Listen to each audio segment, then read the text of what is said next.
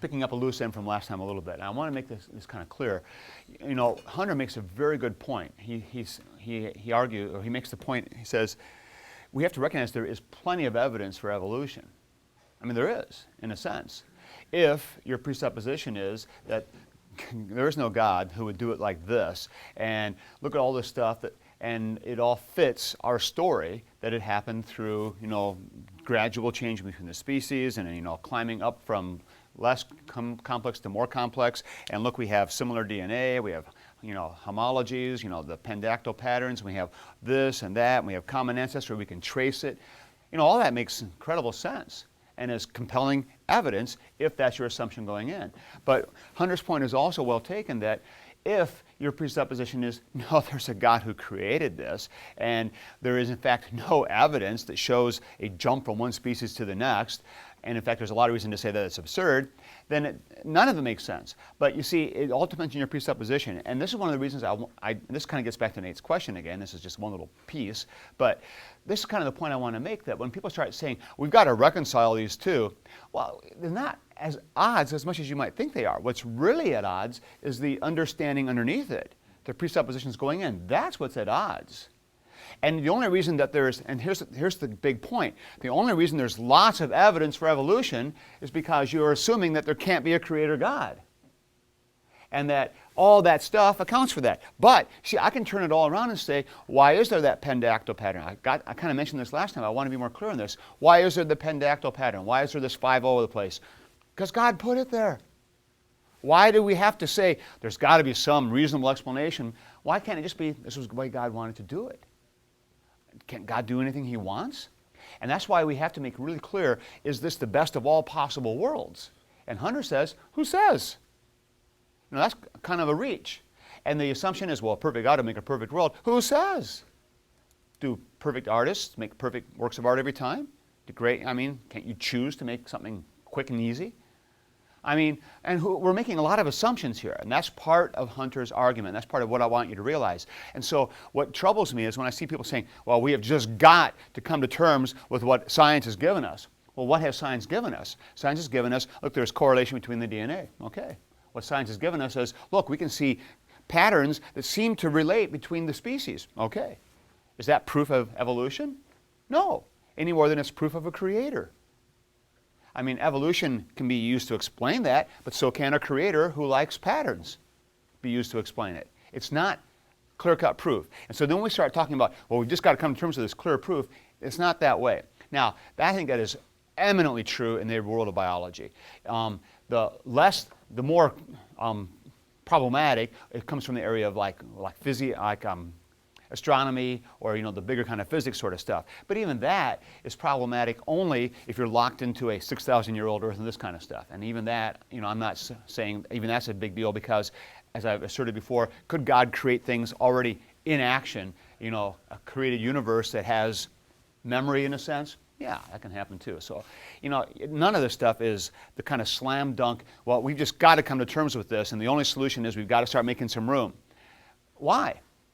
And you see, it's not that clear-cut yet. And that's what I'm saying. We need to give this some more time. In my opinion, I think we're kind of right about in the middle of this whole debate. It started about 100 years ago, and it's got a ways to go yet before it gets all worked out.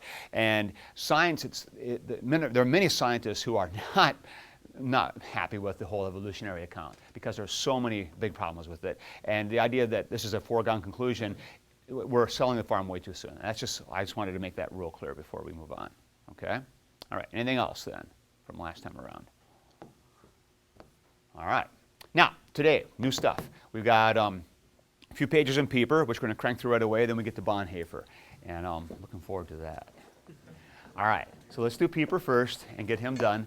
And now we have an entire, complete doctrinal section, and you can tell that because Pieper dedicates blank pages to the section break.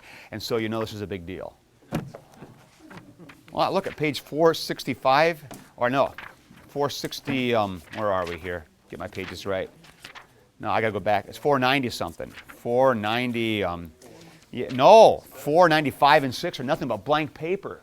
Okay, so this is a big deal. And what is the big deal topic we're into? Angels. And if we're going to talk about angels, what else are we going to talk about?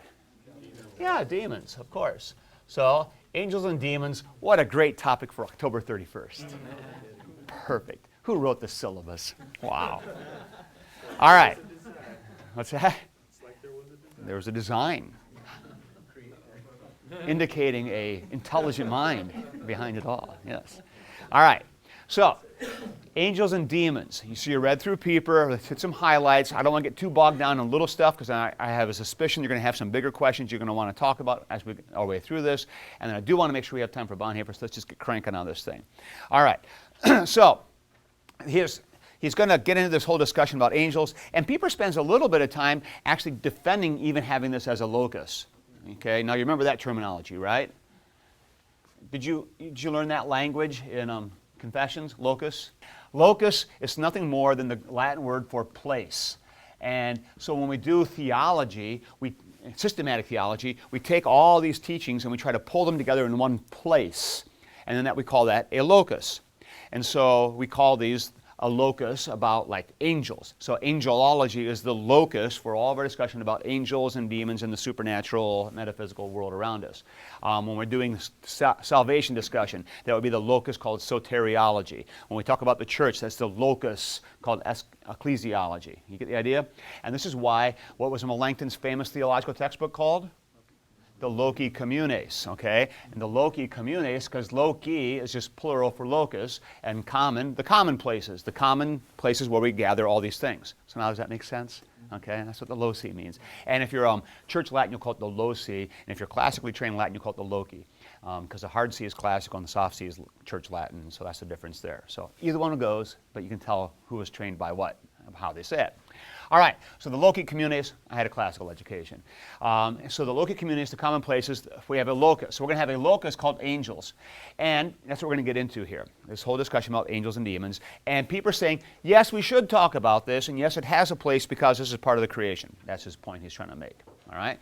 And he has a nice footnote here on the very first page, 497, from this infidel, David Friedrich Strauss, which is actually a very kind name for Strauss. Strauss was one of these morons in the 19th century who was just completely eliminating any possibility of miracles, and then went through the Gospels trying to decide what was legit. And so he makes the point, Strauss does, if you're going to blow off demons interacting with Jesus and just talk about an idea of the evil, then why are you having a concrete Christ? Why not just have the idea of the good? Which is quite apropos, and so actually coming from the mouth of an infidel is kind of interesting. All right, so truth is truth wherever you find it. That's the point. Okay, so when were angels created? First point. Sometime during the 6 days of creation. And there's a term that he uses here which you should know because it's a term that shows up in other places, hexameron, which means what? This is on 499. Yeah, the 6 days. So the hexameron is just the fancy Latin term, and it sounds pretty cool, for the 6 days creation. So if you really want to blow people away, say, well, when it comes to creation, I really believe in the hexameron. People go, well, I knew we were going to get a liberal from St. Louis. I knew it. And so, they'll be persuaded. And so you say, well, hexameron means the 6 days of creation. Oh, you're okay then. So, now the point is, why do we know this? Do we have a scripture that says, and then God made the angels? No, we don't. So we're doing this on a surmise, which is a little bit risky, but it seems pretty solid, because could they have been created before day one? Could they? Yeah, what was there before God created? Nothing. Well, God, yeah, thank you, all right. So God is there, and so then God creates. Now, the question would be, can maybe angels perhaps exist outside of our created universe and they're part of a different sonic creation? Perhaps. And if you're going to go that route, we can open it up to the possibility that they were there before the day one of our creation. But Genesis starts with, in the beginning, God created the heavens and the earth, and there was nothing, the tohu vavohu, and then there comes things. And so that would indicate kind of the grand nothingness into the creation. But we can always offer the possibility, I suppose, that maybe, there is another universe here and here, and the creation story is just giving us our universe's creation account, perhaps. But we don't need to really go there, and that's not that big a deal. I was just going to ask, I think it's Augustine who says, when he says created the heavens and then the earth, that the heavens refers to spiritual beings, and the earth is what was tohu bohu. and then we have our nice little place. Oh, perhaps. But I would tend to think heavens usually just means the stuff up, and then the earth means the stuff down. And in the Hebrew cosmology, it's not really a spiritual material divide. So I think that would be a wrong move. Okay? Now, and then the other reason we would say sometime in the hexameron is because on day 7, what does God do?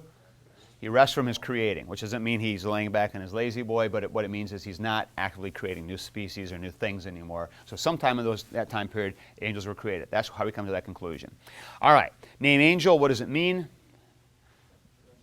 Yeah, nothing more than messenger. Comes from the Greek, angelos, which just means a guy who brings a message, a messenger. So that's all it means, and that's why you can actually have, John the Baptist being called an angelos, a messenger, and prophets were angelos or angeloi, so they were messengers. So that's not a big deal here. So that's fine. That's just simply what angelos means, is a messenger, one who brings a message. All right, now we get into more interesting things. Nature and property of the angels. One of the key things we need to remember about angels and then demons, because remember, by definition, what is a demon? Nothing more than a fallen angel. There is no difference between an angel and a demon when it comes to their ontological properties or their abilities or their capabilities or anything like that. They are the same kind of beings cut from the same sort of material that God used, and they're the same in that way. All right, so these are just fallen angels. That's all. Now, both creatures then of God are immaterial, meaning they are spirits. They don't have any kind of concrete material form. Now, what that means starts to kind of rattle our minds again, because we think of spirits as being immaterial, so that means they can just kind of like be everywhere. But no, they can't, because they're not God. Joel? Based on Scripture, we can't say that it's an absolute statement, right? Because there's times where, like, an angel appears. Now, that's what we need to talk about. They are immaterial spirits, and so that means they have no body. But there are times when angels are manifest in the Bible, and they show up. So what can we conclude about that? Well, we can guess a couple of things, because we don't know definitively. We could say that perhaps the angel is merely taking on some sort of outward form to accommodate the human being, and so it's more like a projection of a holographic image, kind of vaporous, and the sort of thing. Or maybe for a while they take on a human body and they appear in a human body. And maybe it's a human body that God's got, like in a closet up there, and he gets it out when he needs it, and here, Gabriel, here you go. And hey, I'll take the body and I'll kind of hold it up and, stand there behind it, and it gets a little weird thinking when you think about it, but that's kind of the idea. In other words, they're taking a form that they don't have naturally. They're taking it for our benefit, and it's simply a matter of accommodation. So that Mary can hear from Gabriel. Gabriel takes on some form that is recognizable, and that's what's going on here. So that's the point. So they have human bodies only for our benefit. All right? This is critical then, because the big move that we're trying to make here is angels and humans are completely different things.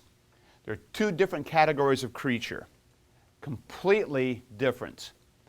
And this is so significant because it has become common in our culture to assume that when people die, they become angels. And what's that? It bugs you. Good. I'm glad it does, Dan. You get this all the time at funerals. Oh, he's my guardian angel now. Or God took this little one, so now he's my guardian angel. Now he's watching over me. And someone asked me in the other section, where did this come from? And it's kind of interesting because you can actually trace this back a little bit. And it really hit its stride in the late 19th century into the early 20th. And it was really propagated by the media. Things like It's a Wonderful Life, the great Christmas, oh, what a great movie. Well, those are the kinds of things that actually fueled this. There is nothing really in church history that's ever come up with this, but it really got fueled by just the popular imagination to the point now where it's just taken over and people assume this. And you even get people in the church all the time talking about, get my wings when I get to heaven, or I'll become an angel, I'll watch over you, or grandma's up there watching over me as my guardian angel. That's all junk. It's garbage. Humans don't become angels, ever, never. And so it's just not that way. It's a Wonderful Life notwithstanding. Sorry, it's just not that way. And so we need to recognize that there's a huge marked difference here in just the whole understanding of our ontology. Humans are material beings with an animated soul in us, and that's what makes us human. Angels have this animated soul, but no body. So who's cooler? We are. And angels know it, which kind of gets to later on, and I'm kind of serious about that, because angels exist for our benefit, not the other way around. They serve God, and God's purpose is to take care of His creation, so the angels are involved in caring for the creation. That's what they do. They are on our side and here for our benefit. So that's an important point that we have. Now, also we know, though, that these are immaterial spirits, but they are creatures.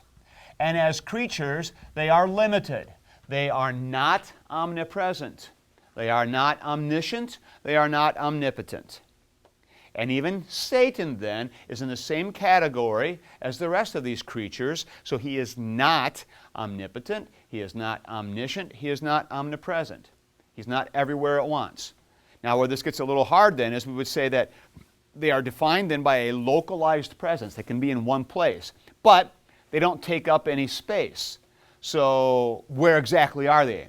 How big are they? You know, they're like really, really small on your keyboard, or are they really, really big and filling the whole seminary campus? Don't know. But the point is, they're not like God, who is everywhere present at all times. They have to be present at one place, at one time. That's it, because they're spirits. Now, their relation to time, don't know. Their relation to, you know, kind of spatial sorts of things, I don't know that either. You know, can they quickly move between places? I suppose. And maybe they can move between times. I don't know. But what we do know is that they're not God, that they are creatures. Ryan. Yeah, I was just kind of having trouble balancing between the idea of being material, and if you're not material, being bound by any boundary of space. Yeah. And so I'm trying to reconcile how you can have a localized constriction. Right. No, I know that's part of what it's agreed. That's a tough thing to kind of figure out and get your mind around. But my main point, I guess, is I'm not trying to define what that presence is like. What I'm trying to say is they're not God, and they don't have the ability to be in all places at all times all at once. That's not in their thing. So in other words, if Satan is busy working one place, he's nowhere else. Now, plenty of his, you know, fellow demons could be present, but he's not. And my point of that is because they're not omnipresent. They're not God. Again, we're talking about two different dimensions, two different kinds of reality, and what does that really mean? I don't know. I'll try not. Sounds more like their will and intellect is limited in an operation as opposed to their like spatial locality. Yeah. Again, I'm not going to say I know for sure definitively what their spatial locality is or isn't. I know that they're not omnipresent, though, the way God is. Gerard. So, I mean, Pieper mentioned it, just one sentence, I think, about the whole sons of God thing. Mm-hmm. And Footnote. that thing. You So read it. How is that possible with the materialness? I just don't understand. Well, basically, the bottom line for that is that reference in the Old Testament to the sons of the angels being involved, or the sons of the God, was probably more of a adjectival description of these beings rather than that they were actually ontologically angels. So in other words, it's sort of like calling Barnabas a son of encouragement. I mean, he was an encouraging guy. And you talk about some guy being sons of the angels, just meant they were, you know, really tough, big dudes or angelic kinds of guys. But they're still humans. Because if they're having relationships, they're human. They're not angels. And that's the bottom line. Yeah, he mentioned in passing. You're right. But that's the bottom line. It's just an issue of exegesis that, you know, don't get hung up on this. The terminology is referring to people, not to angels, which is the simplest solution, because then you don't have to get into, well, maybe angels can hang out with people, and it gets all weird then. So just let them be people. All right, Joe. I was just going to say, ask if you thought Pieper's, back to the locality of angels, if you thought Pieper's mentioned that it's similar to a human soul, in terms of we know where it is. Mm-hmm. It's not like it's actual taking up any space. Yeah. Is that helpful? I think so. I mean, that's kind of what I'm trying to get with Ryan. You know, there's this commonality there, and the way that we have souls, which are discrete, individual, localized souls, while angels and demons have being, which is discrete and localized for them, whatever that means in that realm of dimension, which we don't know much about. But we're more aware of this than we are of other things, and we have a sense of this reality, which is why we have that sense of our the immortal soul, the idea that we aren't meant to die, and we get a sense of these things, and we get a sense of something more than just us. And so we're aware of that realm more than we maybe admit, and we need to be aware of that, but we don't know that much about it. Okay, now, if angels and demons aren't omniscient, that would mean then that Satan can't read your mind. And it would also make us rethink this idea of Satan or demons implanting thoughts into your head. See, I'm not convinced they can do that, which doesn't mean you're off the hook because your own sinful nature is going to be bad enough trouble anyway. But, so the thing is, Satan can't read minds, he can't predict the future, but he is certainly sharp, knows human nature really well, and knows trigger points, and he can have things happen that will suggest different thoughts to your mind or have, different triggers, and he's good at that kind of a thing. But I think we need to be a little bit careful not to overextend his reach or his ability beyond what we actually know. And this is also one of the reasons why I think it's wise that when you're praying, for God's intervention, when you're being tempted, that even praying out loud whenever you can is a really good idea. Invoke the name of Christ and tell Satan to take a hike. And you pray out loud, and you don't just, in your thoughts, and Satan can probably guess what you're doing, but even to invoke the name of Christ, there's something to this. And it's not just magic or superstition. There's something to that, and I wouldn't diminish that. Well, and the idea that you talked about him being the great deceiver is one of his names. Well, he's deceiving. It doesn't mean he's doing it to you. Right. But his deceptive ways are causing you to that's lead right. in a direction you may not want to go. That's right. All right. Good? All right, now so this is very well said, top of 502, about the 12 lines down. Men lack an all-embracing understanding of the realm of spirits, and particularly of the might and ability of the spirits. Exactly, and that's what I'm trying to say. I'll admit my ignorance on these things, and we don't know a lot, but we do know a few things, and we have to be careful to keep some of these things in check so we don't get carried away with saying things beyond what we should say.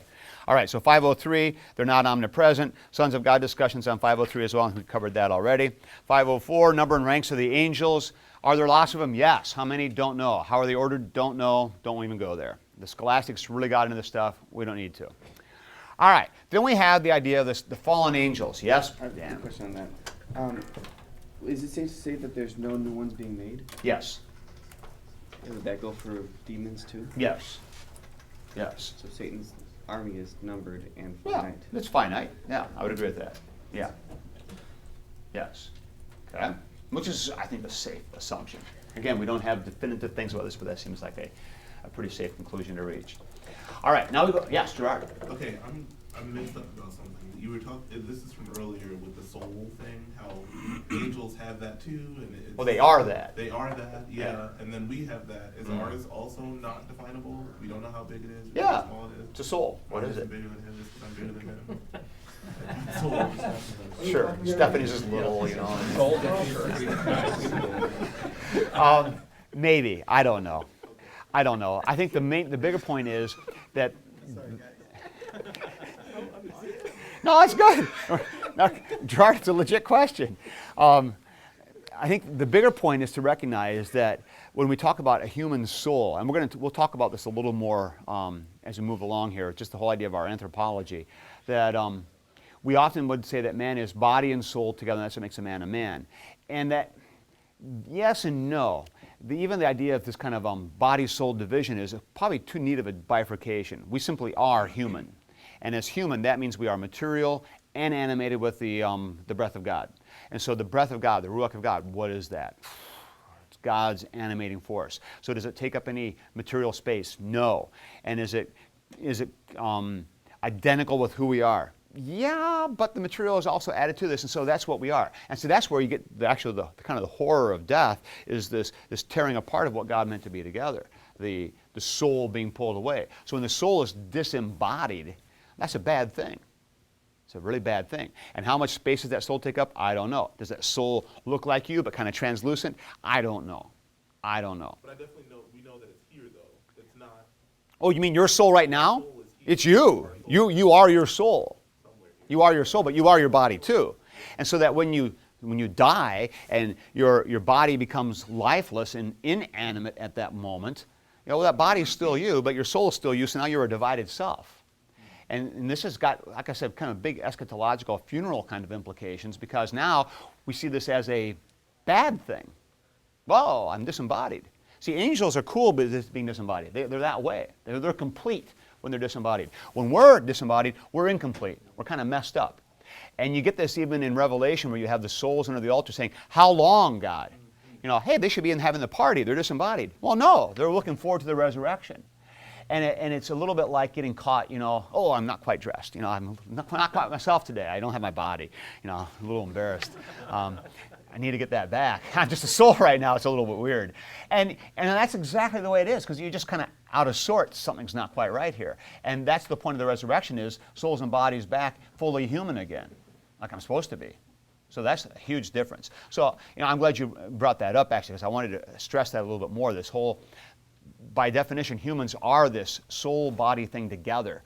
And like angels in having this soul, but not like angels in having a body. And what that soul even is real, and it's very much there. And we actually see it in action because we see what happens when a body is dead.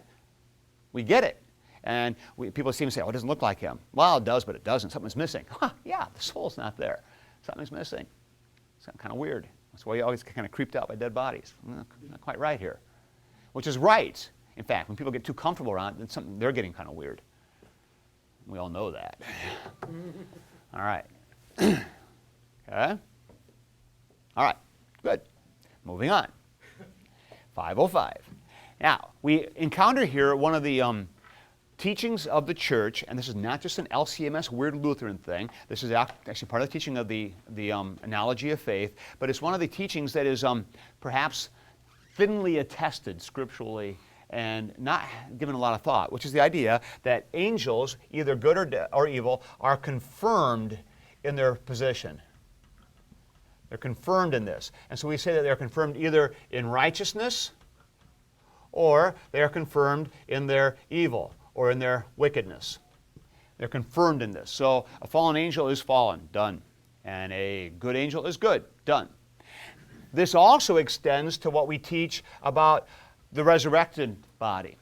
Because we teach that at the resurrection, at the eschaton, we will no longer be capable of sin, but we will be confirmed in righteousness like the angels. You know, this is all part of what we teach. The question that's interesting Pieper gets into this, and he talks about this, and then on page 506 he makes the point too. It says, the good angels are confirmed in the good and are in the state of bliss. Their bliss continues consistent in the beatific vision of God. But what's noticeably absent here is any scripture reference. And it's interesting. Now, am I saying this is a wrong teaching? No, I believe this is absolutely true. And I think it's really important to stress this idea of being confirmed in righteousness. And we get some hints about how this would play out, because what we have Pieper saying next is, the vision of God is most intimately united with the love of God. Whoever beholds God cannot but love him as the highest good. And so the will of the good angels coincides constantly and perfectly with the will of God. The sole object of their entire activity is the accomplishment of the good. So in other words, the will of the confirmed angels coincides with God so perfectly that they're not able to do anything but that perfect will, which is what I believe is the description of the saints in eternity at the eschaton as well. And that's the way to kind of pursue this. But quite frankly, if you were ever looking for something to pursue as an STM kind of a topic or even further, this would be an interesting thing to look into. The whole idea of the eschatological confirmation and righteousness sort of a thing. I think it would be worth looking at. Now, this also raises questions about if they're confirmed in their evil, where did the evil come from? And we're back to that problem that Pieper points out. Good question, don't know. It just comes because of their willful disobedience. And the debate then is, what was the original sin? Nobody knows for sure, but pride seems to be a pretty good candidate. The idea of wanting to be like God, or wanting to be other than creature. So the idea of simply sort of kind of asserting self, which is really what pride means, to assert self, is typically the base sin. And as we're going to see as the creation story unfolds, this could be really seen as the base sin for Eve and then Adam as well, this pride. Even though Luther would argue that Adam's sin was that he loved Eve too much and just followed her into sin because he cared. What a great guy. I like Luther. Francis. You know, poor Eve. She was just deceived and she did a dumb thing. And Adam says, I can't let her go alone. All right, Eve, give me the fruit. I'll eat it too. Let's go. Or maybe not. Anyway, Francis. Yeah, I'm looking at page 506, around the second paragraph, I believe, where it talks about the elect angels. Yep. What is your take on that? Because I guess it's deeper into there's not enough detail pertaining to elect angels. So what's your question? What's your own take on that? What's my take on that? Yes. Well, if we're going to have a doctrine of election that God knows those who will be saved and he chooses them, I think that can extend to angels, no problem. So these are the elect angels and the rest weren't, and that's just the way that is. Leave it alone, because now you're into the whole, whoa, wait a minute. Why? No, don't ask why. God elects. Yep. Tim. So we're saying that angels sinned. Yes. And it's not that our original sin, which corrupted creation, affected them. Correct. In fact, if you read the Genesis 3 story as the serpent being Satan, playing the games, then their fall precedes. All right. So, Yes, Joel. so it kind of gives Satan this kind of thing of, okay, I fell, so God, I'm going to spite you and make your other creation. No, that's exactly right. That's exactly right. And that's getting into this whole next discussion about their activity. So what are they doing? What do the demons do? Demons basically are really busy trying to undo God's good creation. And that's the best way to think about demonic activity, I believe, is anything that kind of thwarts God's good creation. And here, I'll call upon one more time C.S. Lewis. He just thinks about these things really well, I think. There are some things he's not so sharp on, but this stuff he's just got nailed. And in The Great Divorce, how many of you have read that? Okay, just a handful. Put it on your list. Got to read The Great Divorce. Good stuff. In The Great Divorce, he plays with this idea of evil and its role in our lives. And then in Paralandra, how many of you have read that one? Even fewer. Space Trilogy. Got to read that too. Don't read it for the science fiction effect. Read it for the theology. The theology is outstanding. The science fiction is pretty shoddy, but the theology is really good. See, Lewis was a mediocre writer. Tolkien, outstanding. But anyway, they're all, and the reason I bring them together is because they're all part of the Inklings. Along with Charles Williams, throw him into the bunch, you get these guys, and they're all infiltrating each other's work and encouraging each other. It's a pretty cool bunch. Anyway, Lewis in Paralandra has this scene, and the setting of Paralandra is Venus, and this is an unfallen planet, which is fascinating to think about. Because, we assume that the whole creation means the whole universe fell, but Lewis said, maybe just this planet fell. And we're going to have other parts of the universe still in sync. Gerard. Oh, sorry, no. I was just raising my hand so I wouldn't forget what I said, but I want you to finish what you were saying. Oh, you can go ahead. I don't want you to forget. Yeah. Okay, all right. I'll remember where I am. This has nothing to do with anything that you're saying. Oh, that's fine. That's the best. So, hexameron, right? If they were created during the hexameron, yeah, which is what we're thinking, then the war in heaven was at the same time. Yeah. And then, so in Isaiah it says that, Satan was hurled down to the earth, whatever. Why would God hurl him down to the earth? Well, see, this is great questions. And these are kinds of things that I think are worth thinking about a little bit, but not overthinking. The point is that we're talking about the spiritual realm here. And so Satan's been hurled down to the earth, and that means he can't go to heaven anymore? Well, maybe yes, maybe no. It just basically means that Satan has been set loose into this creation and kind of sent forth. And that's a huge question. Well, why didn't God just finish him off right then? That'd be a lot better. But well, my question is, I'm a theater major, so I think theatrically, why would he hurl him down into something and then the next sentence say, that's good? Oh, yeah, okay. Well, so maybe the fall happened on day 5 at 6 o'clock in the evening, towards the end of the day, or maybe even first thing in the morning on the day 6. I don't know. And I don't know if we need to press too hard in asking these sorts of questions. What we need to know is the account we're given is giving us the basic bones of what we need to understand. That this is a good creation that has been thwarted and messed up by a fallen creature and by a fallen demonic activity, which is also involved in trying to bring this creation down. And that's really the point. All right, now back. Go ahead, Mike. Just to follow up on what he was saying, that you get Ezekiel 28 and you get Isaiah 14. Mm-hmm. I don't see Pieper using those at all in here, and I thought that was fascinating that he doesn't quote those. Yeah. Is that because we're just not willing to go that far scripturally? I think we're going to say that's a human ruler and it may have overtones. I think that's the point. We want to be really careful not to overstretch what's going on here. And so then you have Christ talking about, I saw Satan fall, as lightning from heaven. And when did that happen? It happened when the 70 went out? Maybe. Or maybe this is a proleptic kind of a thing, and the falling is with the crucifixion, the resurrection. Or maybe it's back. It's hard to say. Because again, we're talking about different realms here. The point is that Satan's rule is limited and curtailed and constrained by the reality and the length and the reach of God. It only has so far it can go. All right. think Merit. this would be a real quick. Oh, no, that's fine.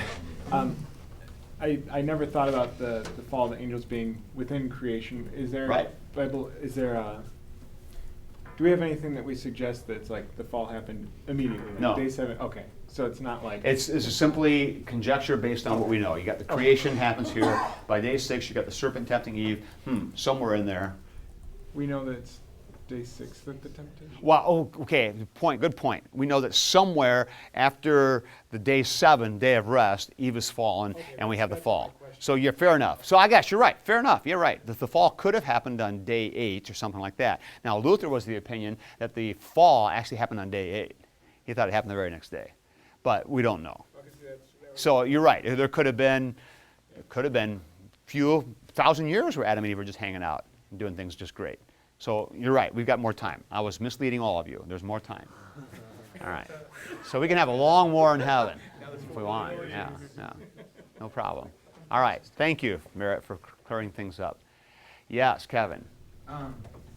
My question revolves around that. So when the angels fell and there's evil, but we say that God didn't create evil. Correct. He allows for it to happen. Yes.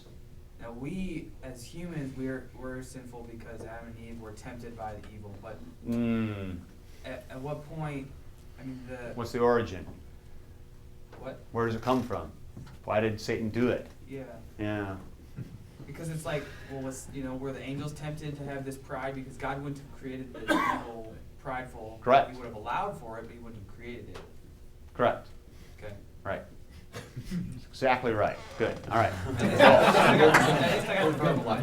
That's fine.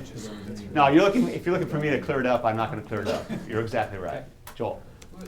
Was the fact that we can be tempted that made them evil? Because I always kind of thought that temptation, because Jesus was tempted.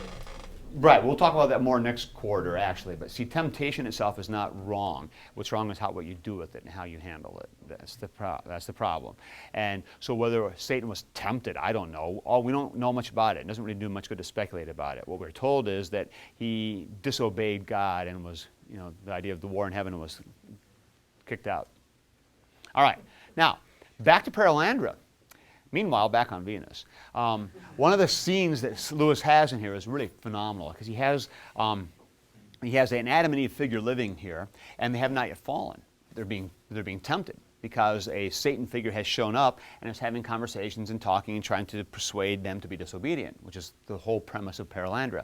And then there's a figure from the world who shows up there and who is looking to intervene, which is the fun of Paralandra. And you just got to read it. It's the end of it. Just whoa, man! And don't forget Genesis 3:15 while you're doing the end. Okay, just a little hint. All right, but there's one scene in here where the tempter got a little downtime. Eve is sleeping or something, and so the tempter is just kind of bored, and the protagonist sees this lizard lying on the ground dying. And can't figure out what's going on. This is a perfect world, and there's a dying creature here. And he looks and realizes the back of the lizard has been ripped open. And he sees another one, and he kind of follows him. And then he sees the Satan figure wandering around the island, just picking up these innocent lizards and ripping them open and just dropping them. Just doing it. And why? Because he's Satan. Because this is God's good creation, and he just screws it up, ruins it, just for the hell of it, literally. And it's such a powerful little image, and just saying, and Lewis just kind of tosses it in there, but I think it's really insightful about how Satan operates. Satan doesn't operate with rhyme or reason. He doesn't have to have any grand big plan. He just wants to mess up God's creation at any possible turn. Anything he can do, he'll do it, just to mess things up. Whether that's causing chaos in a war, or people dying from a disease, or a marriage getting torn apart by strife, or children rebelling, he'll just do it, just for the fun of it. That's what he thrives on. And this is the important thing to kind of think about when you're thinking about understanding Satan and his method of operation and what he does. His goal is simply to undo God's good creation at every turn. And is it fair to say, well, that's satanic activity? Yeah, that's fair to say. Now, does that mean we know what Satan's up to? No. But we're seeing God's good creation being broken or destroyed or twisted or perverted. That's satanic activity. That's fair to say. All right? Yes, Stephanie. So since Satan can't read our thoughts, he also can't put thoughts into our That's head? correct. I would agree with that. So, like, how does he make something material become a temptation for us, like in the immaterial, like in our thoughts? Like, Yeah, I think some of that just comes from, like I said, he knows humanity really, really well. He's been dealing with us for a long time. And so probably he's the greatest psychologist who ever lived, you know, or ever existed, because he knows things really well. So he knows what kind of experiences would help us to formulate certain thoughts, and he knows what kind of triggers are going to remind us of things and allows these things to happen. So while he can't put thoughts in your mind, can he allow something to happen, like, you know, swerve the wheel so the guy cuts you off on the interstate? Sure, knowing that's going to just set you off. Sure, that can happen. And so those kinds of things can happen. And while I don't think you can maybe plant thoughts in your mind, maybe you can literally whisper ideas that just kind of, where did that come from? I just had this thought. You know, so maybe you're hearing things without even realizing it. Now that can possibly happen. I'm not ready to say, you know, I understand it all, but I am saying that he's limited, but he knows us really well. okay, so even though he's not omnipotent, he is more powerful than we are in the sense. Yeah, in many ways. Probably smarter, more street smart kind of thing. Yeah, he knows stuff. Yep, sure. So thinking about Christ's temptation then, when Satan tempts him, do you think personally that he actually took Jesus to those places, or Yeah. that he worked in the spiritual? Either way, I don't know if I have I don't really have a dog in that fight. I'm not that worked up about which way it goes. I tend to think it was he took him there, and they, you know, there he was, and you know, the literal thing. That's how I would read it. So that seems to fit the text better. But it could happen to be, it could all be happening in a spiritual sense and still be just as real. More of that next quarter. All right. So back to what's going on. So what are the angels busy doing? If Satan and the demons are busy trying to undo the creation, the angels are interested in upholding the creation and serving it and helping it. And they do that. And then Pieper has this nice little discussion in here about, do we have guardian angels? And what's the conclusion? Maybe. Yeah, which is kind of a nice thought. Because we would be tempted to say, no. Well, maybe. Why not? It's possible. There are plenty of them around, and they're certainly invested in us. And maybe you don't have your own personal guardian angel, but do you have angels present watching over things? Yes. And I alluded to this last time. I talked about how, you know, God cares for us in his providence and sees us through things.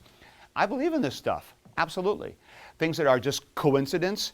Is that possible that an angel intervenes and just pulls in the bumper a little bit to slow you down a little bit as you're heading to the intersection? Yeah.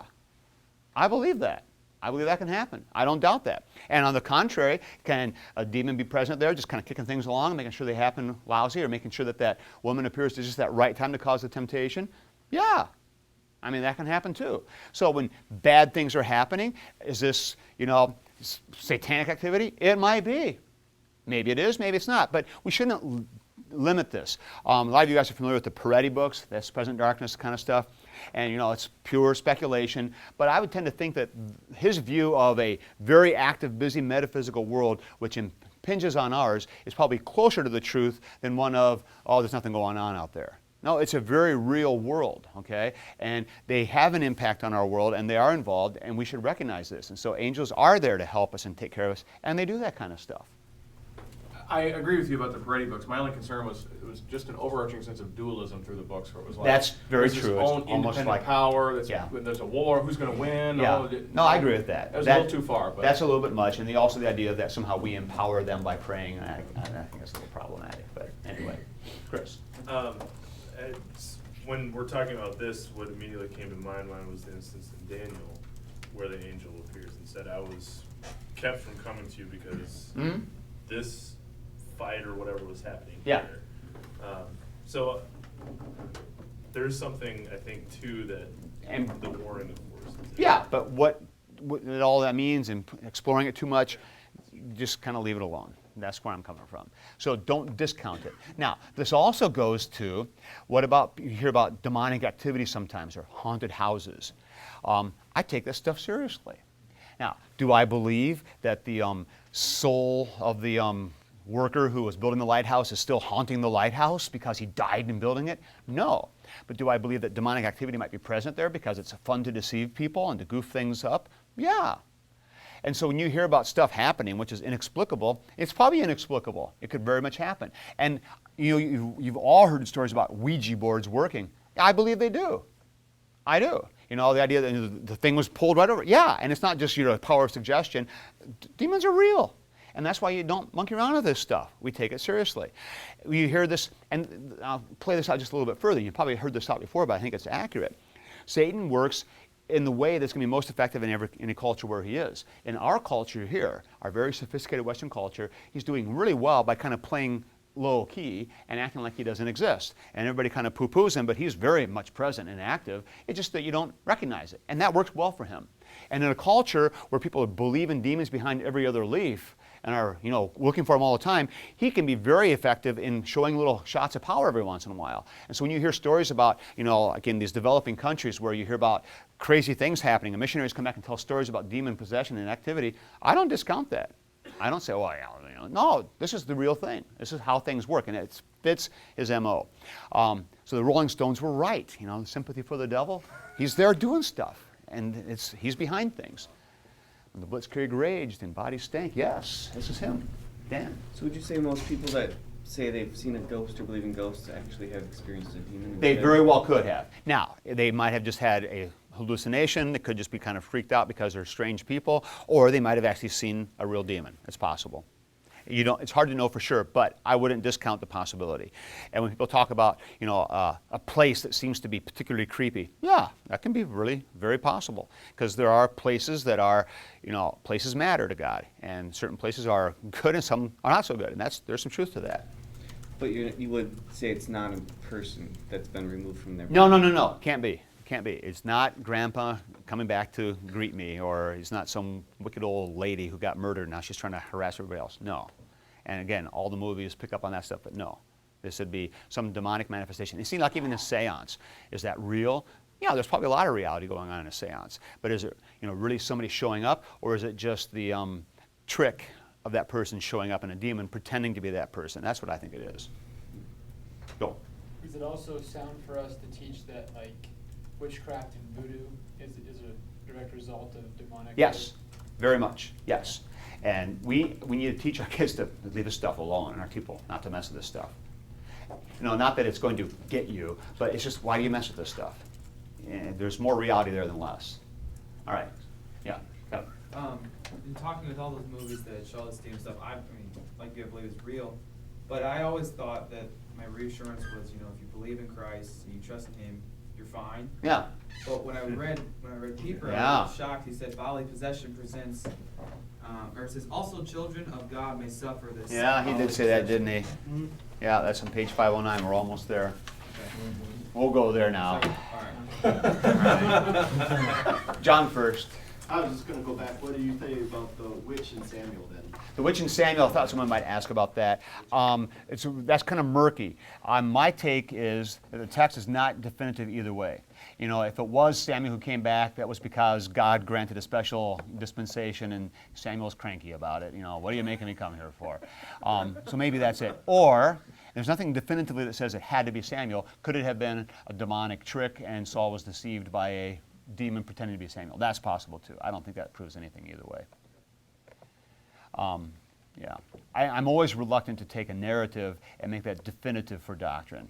You have to be careful. And this happens with this, on a whole different plane with the book of Acts a lot. There are a lot of things in there that are descriptive without being prescriptive. Another classic example. Well, David had a whole bunch of wives. Well, then we should too. Or Abraham had more than one wife, so should we. No. Monogamy is God's will. And just because the Bible doesn't say explicitly they were dumb when they did this, we can realize they were dumb when they did this. We know that without having to figure it out. So you don't use narratives to prove doctrine. All right, now, moving on. Bodily possession. Kevin's troubled by this, as he probably should be. I think what Pieper's getting at is this. We need to make a distinction between what we might call spiritual possession and bodily possession.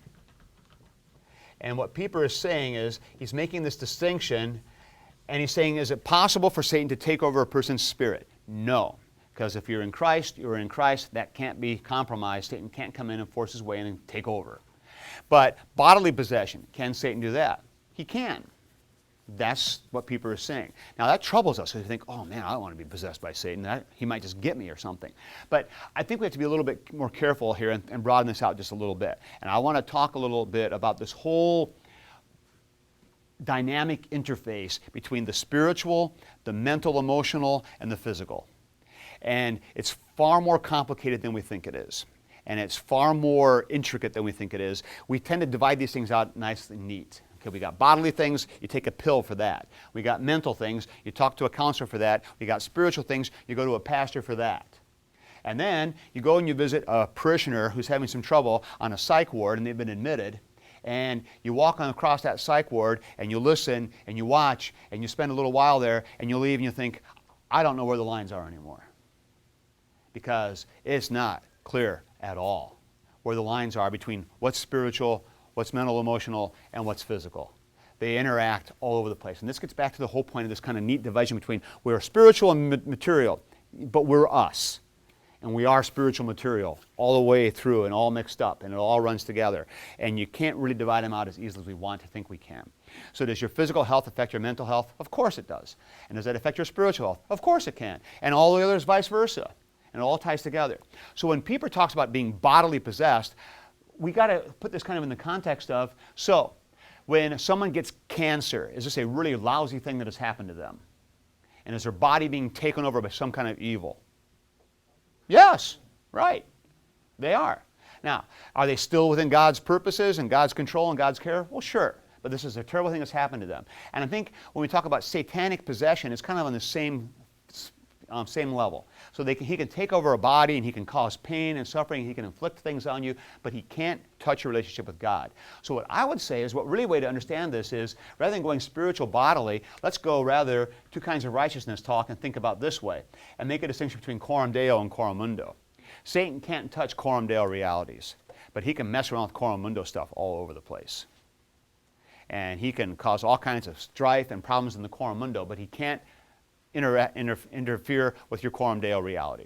Where you are in Christ is where you are in Christ. Now, you can choose to compromise that. That's another topic for systems theory. But in the coram mundo, he does all kinds of stuff. And so do people get sick and suffer and experience horrible problems in their bodies? Sure. And do people get mentally ill sometimes? Yeah. And how much of that is physical? How much of that is spiritual? Boy, I don't know. It's not so easy here. It's not so clear-cut. So is it possible for a Christian believer who is a solid believer to experience some kind of really strong, suffering mentally, which starts to even maybe look like spiritual? You might even say, I think they're possessed. Yeah. And you guys have encountered this. Now, what we have to be careful of is this doesn't diminish the responsibility. So we go to like an alcoholic, classic example. Is that a physical disease? Some would say yes. Is it a issue of self-control and choice, and it's purely a mental responsibility thing? Some would say yes. Is it a spiritual thing? A lot of people would say absolutely it is. Well, it's kind of, I would argue, all three are at work here. And you are always responsible, and you recognize the physical realities, but you're still responsible. And see, I think the same kind of thing needs to start to spread out to some of these other issues. So do we need to be worried about exorcist kind of stuff, this thing coming in and taking over me and my head spinning around and spitting up green stuff? No, we don't need to worry about those kinds of things as much as you need to realize that Satan is very active and he does have this kind of ability to mess up our lives here in the coram mundo realm. And how this all fits together, we have to be a little bit more long-suffering and a little judicious and not be quite so definitive in saying that's purely a physical problem, he just needs to be treated with meds, or this is purely a mental problem, or this is a spiritual problem. It's not so simple. And the further you guys go along in your ministry and you start talking to people who are struggling with things and you're trying to do some counsel with them, you're going to see what I mean about how the interface of this stuff plays out. It's not so easily divided. But it just seems like, I hear what you're saying, but it seems like there's a pretty drastic divide between alcoholism and Gerasene demoniac or exorcist. Maybe, but maybe not. See, even the Gerasene demoniac, some people might say he's just going through some kind of mental illness, or it's like epilepsy sort of a thing. And that's what's going on. And so when he calls out in the verses, he's just got some kind of a psychotic episode. I mean, if we had a Gerasene demoniac running around campus today, what do you think we would do with that? We would haul him off and have him, he would have him committed, and he would be going through psychological tests. We would not consider him to be a demoniac, even though he displays all that. And that's my point. And if you go to a psych ward, it's remarkable how the spiritual stuff is just thick there. And the conversations and what people say, it's just palpable. And the presence of the stuff. So that's what I'm saying. I don't think it's so easily divided. I don't think it is. I'm disagreeing with you. I think the lines are not so clear. I think they tend to bleed into each other pretty quickly. And good grief, how do people always just talk about alcoholism? The demon alcohol got me. And a lot of alcoholics will still talk that way. They talk about it like it's a demon possession. It just gets a hold of me and gets me.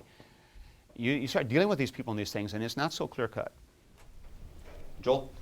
Going back to that, the casting out of the demon with that guy, one thing I noticed though is, I mean, he asked to follow Jesus afterwards. Yeah. And Jesus sends him out, go and tell everybody what I've done, all that God's done for you. Yeah.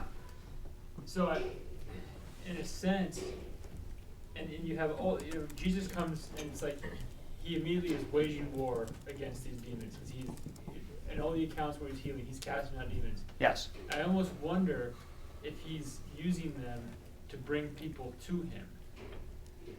Well, it's with the demons, well, in a sense, there's some, maybe I can live with that, I guess, perhaps. I mean, God used things for his purpose, whatever. It doesn't mitigate it, it doesn't, make it good, but sure, I can live with that, I guess, if I know what you mean. I'm looking at this, and it just seems like it makes it, I don't know. Okay. Nathan. So I'm down with the whole thing you said about Satan not being omnipotent or omnipresent. But I don't know how that leads us then to say that he can't influence our thoughts, especially once we've admitted this intertwining and intermeshing of physical, psychological. Yeah. It seems like we just, if you're going to say that, then you have to admit that our consciousness can be. Yeah, that's what I'm saying. There's something going on here. What I really want to make clear is that Satan is not like God. He's not omniscient. He doesn't know all these things. But the interface, and I'll agree with you. Your point is well taken. I agree with you that there's more going on here between all this interface, and I'm not sure what it all means, and I'm not ready to say, well, that wasn't demonic or that was. I'm tending to say, yeah, Satan's involved in all this nasty stuff. So I agree. I hear you. Well said, Jeff. The pastor at my Fieldworth church is doing his doctorate on stuff like this, and he shared with me the information about. You're down at Peace then? Yep. Yeah. He shared with me the stuff that happened here on campus with the boy from The Exorcist. 49. And when you take a look at all the physical things that happened to him, I'm seeing this all come together in one actual example. Right. Of Exactly. the physical writing that appears and all that type of stuff. It's just Right. really interesting. Right. Okay. Anybody else? And he's talking about the fact that The Exorcist, the movie, was based on an actual incident that happened to a little boy in 1949 who was actually LCMS and came here first. Then they sent him to the Jesuits. Gerard. Okay, so my confirmation class understanding tells me that angels are just kind of soul things or whatever, and then we're both, and then animals are just bodies. Okay. With an essence, maybe, who knows? Who really cares? But anyway, so when Jesus cast out the demons into the pigs, I was told that it was easier for the pigs to take on that soul. Oh, because they don't have a soul in the way? They didn't have a soul in the way. It's easier to attach to them, whereas for us, I think that's overreaching. It's overreaching. Okay. Stephanie. So what happens, I guess at the eschaton to angels and demons, because God will be judge over them as well. So It says they're consigned to the pit, so they're judged and condemned and suffer eternally. But angels? Oh, angels, no, that would be the demons. Angels are just going to be doing what they're supposed to do all the time, playing their part in God's creation, whatever that is, whatever He wants them to do. So they will exist. Oh, sure. Yeah, they're part of the creation. Yeah, I believe that. Yeah. All right, good. Good. All done. Anything else? Angels and demons. Enough for me. All right. Now we close the door on Pieper, and we open the cover on Bonhoeffer. All right, you only had to read less than 20 pages. Aren't you glad? We had to read them 3 times. Did you really? All right. I warned you, okay? I warned you. The first part of this is the toughest sledding. It gets a little better as you go, but this is heavy stuff. So what'd you think? Just real quick, a couple thoughts. Daunting. It's not the easiest read, is it? It's deceptive because it's big font, big margins, you know, short pages. He's like, oh, this would be a breeze. Whoa, you read a paragraph, what did he just say? And it's one of those kinds of books. And because Bonhoeffer is being very uncharacteristically German here. Pieper is your classic German writer. He has a thought, and he takes 3 paragraphs to make sure you get it right. And you're going to make sure it's all covered, it's clear as day, boom, there you have it. Bonhoeffer does the opposite. He'll take a sentence, and every single word is carefully chosen and just filled with meaning and just overflowing with significance. And you've got to almost let every single word kind of fill out to get what he's after here. So he's not easy that way, all right? Any other quick thoughts, or anybody? All right. Now, what do you know about Bonhoeffer? How many of you have read the Cost of Discipleship? Okay, a couple of you. Good stuff. Life Together? All right, that's required reading in a lot of classes around here, so you're kind of familiar with that. So you read those 2 things and think, oh, I can handle Bonhoeffer. Then you read this and you realize, wow, this guy is something else. And his credentials are incredible. He wrote this in 31. This is early in his career. And this was originally done as a series of lectures at University of Berlin.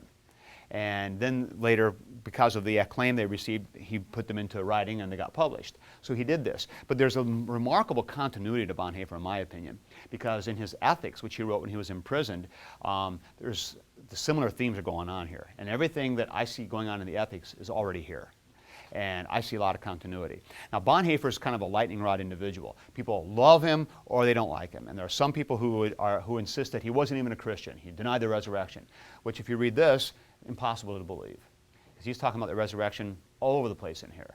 And he does the same thing in the Ethics. So I don't know where that came from. I disagree with it. Later in his life, Bonhoeffer wrote some things.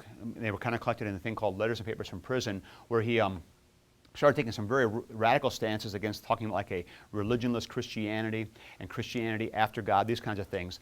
But what he's really after, in my opinion there, is being kind of consistent in the same way Kierkegaard was, of attacking the institution of the church as it was and trying to point to something more significant than that was there. And I think you need to read Bonhoeffer in light of things like Creation and Fall and Cost of Discipleship and Life Together and his Ethics, and then I believe those things make sense and not the other way around. Stanley Hauerwas agrees with me on this, and actually he has the opinion that people who dismiss Bonhoeffer or think he's a liberal have read him from the back forward and get him wrong.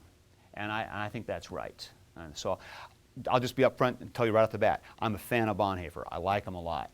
The more I read of him, the more I think he was just profoundly insightful and right on track with stuff. I mean, his take on things is just mind-bogglingly cool, I think, on so many things. Now, having said that, now I've got to try to justify some of the stuff you're reading today. And it's like, whoa, what's he up to? What's going on here? So let's take some time with what we have left here, and let's actually just kind of crank through this thing and try to pick apart what he's doing, and I'll try to shed some light so it makes it easier for you as you go forward. Because for the next few class periods, this is all we're doing, which I am so happy about. All right. Now, he says the very first thing, first sentence, the Church of Christ bears witness to the end of all things. It lives from the end, it thinks from the end, it acts from the end, it proclaims its message from the end. All right, what's he mean by that? What's he mean by the end? Eschatologically. He's talking about the eschatological fulfillment. Now, what is the eschatological fulfillment? It's when Christ comes in glory and everything is consummated and everything is Christ. And what does St. Paul say? And Christ is all in all. So in other words, the end is Christ. That's Bonhoeffer. Christ is, it's all about Christ. Everything is about Christ. And so when the church lives from the end, it lives knowing what it's all about. Now this is big for Bonhoeffer, and it gets even bigger, because the end means we know the telos. That's what end means. In other words, we know what it's all about. Why does the church exist? To bring people to the telos, to bring people to Christ. We talk that way all the time. We don't even get the fullness of all it means. And if that means we live from the end, that means we take that knowledge and that certainty and we bring it back into the present, and now we see the present in light of the end, which changes things. Okay? So that's what he's getting at. All right. Now we skip down to the next paragraph, about 6 lines in. And for something you want to ask about, do it, but otherwise I'm just cranking along here. The old world. Okay, what's he mean by old world? The fallen world, the one we're living in, the world in opposition to God. So old world is key or code for the world in opposition to God. fallen world. The old world cannot take pleasure in the church because the church speaks of its end as though it had already happened, as though the world had already been judged. Yeah, we do that all the time because we know, foregone conclusion. And the world doesn't like that. The old world does not like being regarded as dead. Funny. Yeah, it doesn't. The church has never been surprised at this, nor is it surprised by the fact that again and again men come to it who think the thoughts of the old world, and who is there entirely free from them. So we're all invaded by this. The old man is around. Okay, safe. So far, we're all good here. Now, last 6 lines on the page. It knows, the church knows, that the beginning and now are related as life is to death, as the new is to the old. Therefore, the church only sees the beginning in the end, from the end. It sees the creation sub specie Christi, in other words, under the reality of Christ. Better still, in the fallen old world, it believes in the new creation world of the beginning and of the end because it believes in Christ and in nothing else. All right, now, what Bonhoeffer's doing is saying, we think about everything from the end, but now he's going to be talking about Genesis 1 to 3, which is the beginning. And he's saying we only know the beginning in light of what we know of the whole story, so we only know the beginning in Christ as well. And he's going to do this all the way through this book. Even though this is Genesis 1 to 3, Christ is going to pop in all over the place. When you least expect it, all of a sudden he's talking about Jesus. It's going to happen again and again. It's like Bonhoeffer just can't get away from Christ for more than 2 or 3 pages at a time. And then bam, he comes right back in. Because it's all about Christ. All right, now we go to the next page. About 8 lines down. I'll pick up a little sooner than that. What does Holy Scripture, upon which the Church of Christ is grounded, have to say of the creation and the beginning, except that only from Christ can we know what the beginning is? That's huge. The Bible is nothing but the book upon which the church stands. This is its essential nature, or it is nothing. Therefore, the Scriptures need to be read and proclaimed wholly from the viewpoint of the end. Thus, the creation story should be read in church in the first place only from Christ, and not until then as leading to Christ. We can read towards Christ only if we know that Christ is the beginning, the new, and the end of the world, and the Bible then is the book of the church. All right, so what he's saying then is we only know the beginning in Christ. And we can only know about it as we look through Christ. So this is the whole thing. We see the beginning, and we can only know of it because God has shed some light on this. That's his premise, getting started. Now we get into chapter 1. So he's going to do this whole thing. It's just going to be verse by verse.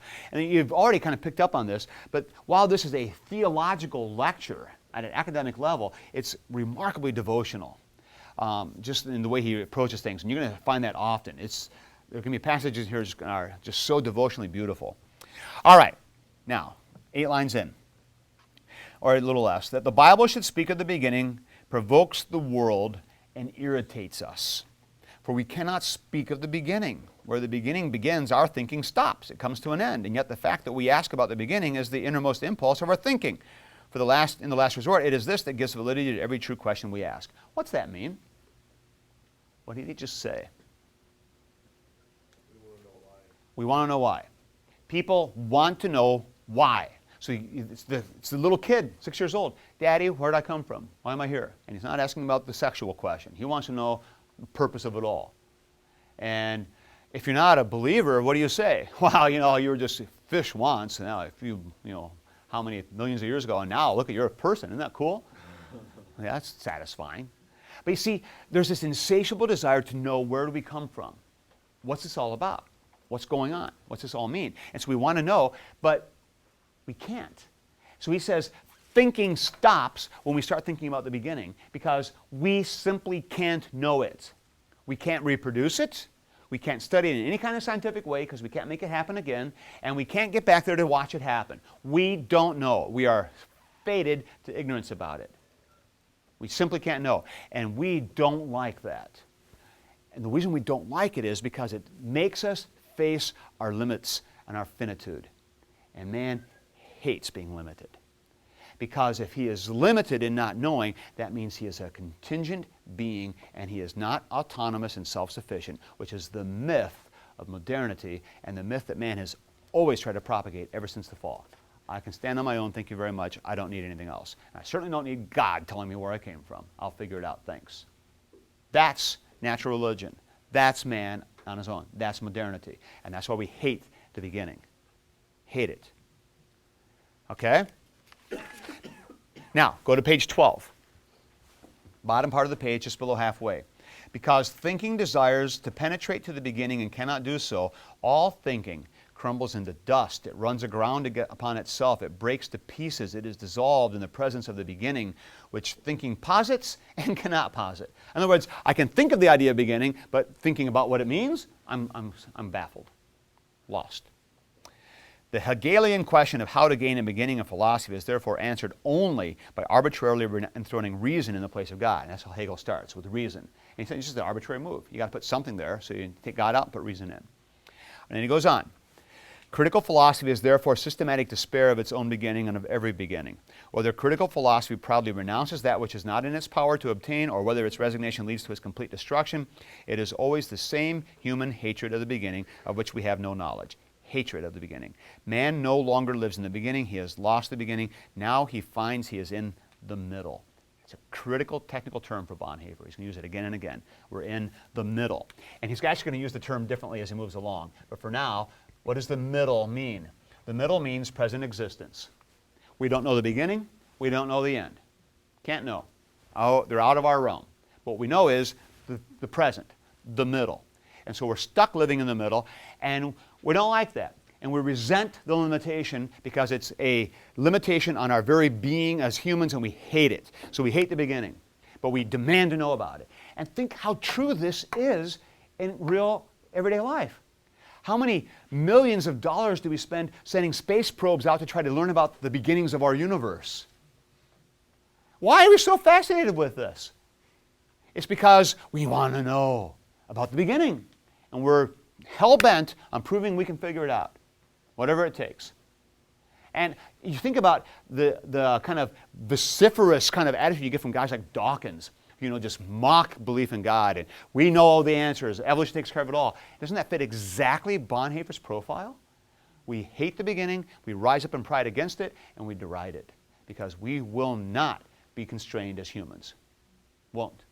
Gerard. I'm including fallen man. Okay? So you can throw Christians if you want to, but I'm just thinking about fallen man. All right, let's go on this then. Knowing neither the end nor the beginning, and yet knowing that he is in the middle, coming from the beginning, going towards the end. He sees that his life is determined by these two facets, of which he knows only that he does not know them. He's stuck. He's just in a jam. The animals do not know about the beginning and the end, therefore they know no hatred and no pride. They just exist. Man, aware of being totally deprived of his self-determination because he comes from the beginning and is moving towards the end without knowing what this means, hates the beginning and rises up against it in pride. Bingo. Doesn't that just resonate with just everything? And now you begin to see what I was trying to get at last time. I said, I just don't get that fired up anymore about all the creation questions. This stuff gets me so much more fired up because this is so much more profitable to what we're dealing with in reality, with the way people think, the way they act, the way they hate the church, the way they rise up against things. This explains stuff. It's just so insightful. All right. Now, he says, same page 13, no one, the very bottom of the page, into the paragraph, no one can speak of the beginning but the one who was in the beginning. So, what do we rely on to know about the beginning? God, his revelation. This is exactly right. All right, now he gets into the next couple pages. He's discussing some of the philosophical roots of this. You got Feuerbach and Freud being talked about without by name. You got Marx coming into play here even. This is exactly what's happening.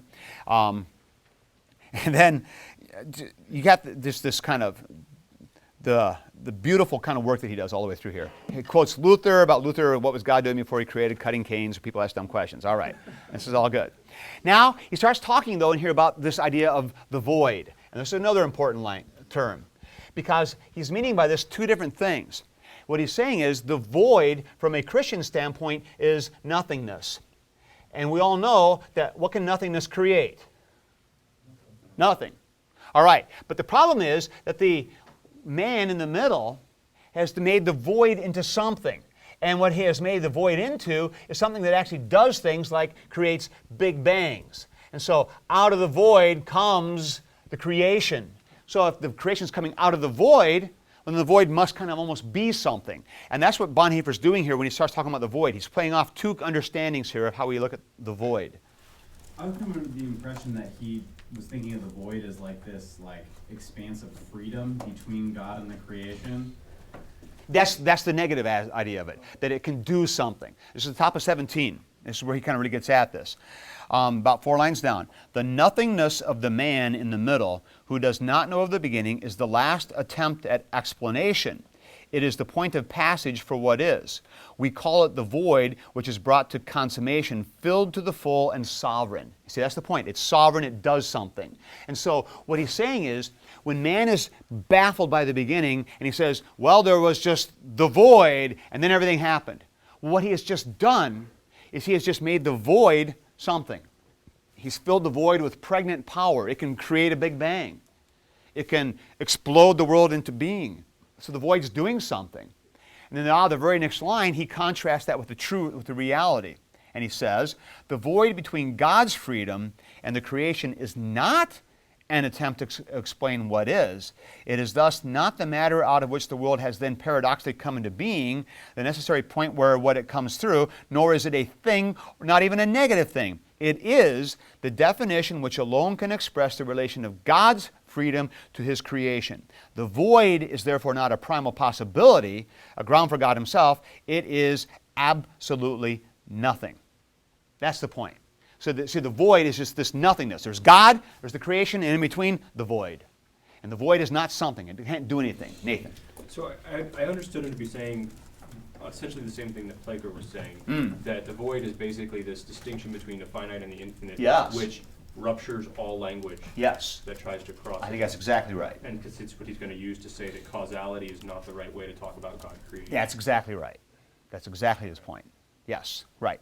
Bottom of that same paragraph, same page. The world stands in the void. This means that it stands in the beginning, and that means nothing except that it is rooted in the freedom of God. See, the absolute freedom of God does what He wants, when He wants, as He wants to. The creature belongs to the Creator. That's the real drive. And the point in all this is the absolute contingency of man. He is dependent on his Creator. He is contingent all the way through. All right, now to the top of 18. And so now we get to this whole, like I said, resurrection. Yeah, this is huge in here. Starting on the bottom of 17. Indeed, it is because we know the resurrection that we know of God's creation in the beginning. So I told you, you can't get very far without Jesus coming in. Of God's creation out of nothing. Now look at the parallel he draws between creation ex nihilo. You know that term, right? Maybe you don't. You should know this one. Ex nihilo means what? Out of nothing. So we believe in a creation ex nihilo. Now look at the parallel that Bonhoeffer is going to do here between creation ex nihilo at the beginning and the resurrection. The dead Jesus Christ of Good Friday and the resurrected Kyrios, Lord of Easter Sunday. What a contrast. That is creation out of nothing. Creation from the beginning. So it's a new beginning. And see, now the parallels are outstanding. Because when did Christ raised? On the 8th day, the new first day of the new creation. Pretty cool stuff after the Sabbath is over. The fact that Christ was dead did not mean the possibility of the resurrection, but its impossibility. It was the void itself. It was nihil negativum, the nothing, negative. There's absolutely no transition or continuity between the dead and the resurrected Christ except the freedom of God, which in the beginning created His work out of nothing. God brings Christ back to life. God brings creation into existence out of nothing. Just does it. That's the point. All right, end paragraph on this section. This is a good, nice summary section before the 3 diamonds. In the beginning, out of freedom, out of nothing, God created the heavens and the earth. That is the comfort with which the Bible addresses us who are in the middle, who are anxious before the false void, the one that can do something, the beginning without a beginning, and the end without an end. It is the gospel. It is the resurrected Christ of whom one is speaking here. What? How did He get here? And so the point is, you can't do anything apart from the resurrected Christ. Everything makes sense in Him. Without Him, nothing makes sense. God is in the beginning, and He will be in the end. He is free regarding the world. The fact that He lets us know this is mercy, grace, forgiveness, and comfort. Exactly. He speaks. He reveals Himself. All right. Now, over the top of 19 then. Second line. The earth was without form and void. Nevertheless, it was our earth, which has proceeded from God's hand and now lies ready for Him, submissive to Him in holy worship. This is beautiful. God is worshipped first by the earth, which was without form and void. He does not need us men to prepare His glory. He creates worship Himself from the silent world which slumbers, resting mute and formless in His will. This is profoundly beautiful. So when you have this new creation that is still formless and just there, is it worshiping God? Yes. Why? Because it's a creature, a creation, doing what it was created to do, just being. And its very existence brings glory to God. That's so cool. And so this sheds light on even the idea of the animals praising God. Does this mean they stop and say, praise God? No, they're just being good animals. And the rocks and the hills praise God. So does that mean the hills are going to clap their hands and start praising God? And, oh, God, you're so cool. No, they just are good hills. And they praise God by being what they were created to be. Profoundly beautiful. This is really cool. All right, good. So then we got the Spirit hovering over the dark, over the deep, and we're cool with that. And we have the unformed versus the formed, and that brings us to the end of the very first chapter.